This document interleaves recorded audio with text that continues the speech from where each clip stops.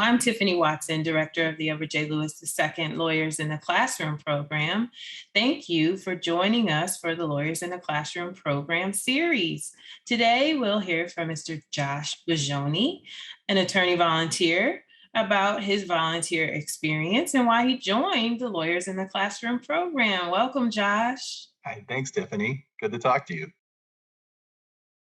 I've always loved working with students, and it's something I've done all the way back, I guess, since I was in college. And I'm also very passionate about civic engagement and community engagement, and concerned about the civic empowerment gap that exists in many places, including here in Chicago, maybe in particular here in Chicago. And so when I was at a pro bono fair 12, 13, 14 years ago, whenever it was now, and learned about the Lawyers in the Classroom program, it seemed like a great opportunity to volunteer and be involved. And I obviously fell in love with it and been doing it ever since.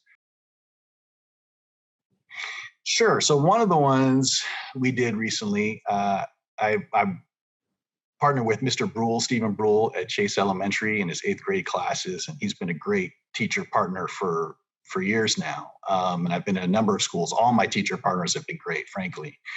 But one of the ones I think we both enjoy, I know I really enjoy, is the No Weapons Allowed lesson, because it's usually the 4th or 5th one we do. And it mirrors in many ways the No Electronic Devices lesson, which is the first lesson I do with the 7th and 8th grade classes, in his case, 8th grade classes.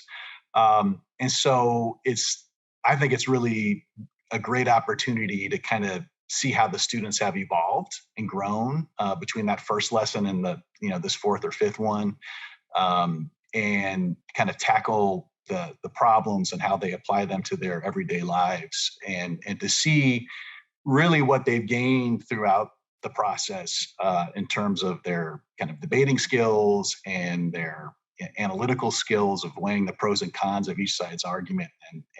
And for that reason, it's really kind of a fulfilling lesson to see that growth. It's a great question. I think here one of the things they gain, and one of the things we talk about with that first lesson and throughout, and really address here again, is sometimes the goal of a rule or a law is really clear and can be kind of obvious. But I think they gain an appreciation for how difficult it can be to draft that rule or that law in such a way that it can be implemented fairly and equitably and effectively. And so the No Electronic Devices Allowed in the classroom setting, which is the first lesson, and then in this 5th lesson, the No Weapons Allowed, also in the school setting. Even the title suggests it's pretty, kind of clear on its face, but then when you look at these particular scenarios, and I love watching the give and take that the students have. I love watching them debate each other and try to persuade each other. And it definitely evolves between that 1st and 5th lesson, which is what's fun to see. But they really, because the curriculum is so great, and I think they really identify with it because the scenarios put forth in the lesson are ones we all can identify with in their lives and our lives. And so to see them tackle and go back and forth and persuade one another is great. And that's the kind of thing that we try to convey with the students throughout, and let them know that the process that they're going through is the process that their principals go through. It's a process that judges and attorneys go through. They're doing the exact same thing, and really trying to deliberate and think something through that on its face may seem clear, but in practicality is quite complex. Well, I've been doing it for a long time, right? So I must find something good about it. No, I find a lot great about it. Frankly, I find it rejuvenating. I think particularly over the last few years, that where I found, at least speaking for myself, it's been easy to become kind of cynical or jaded, that the opportunity to go into the classroom and work with these students, I find it rejuvenating because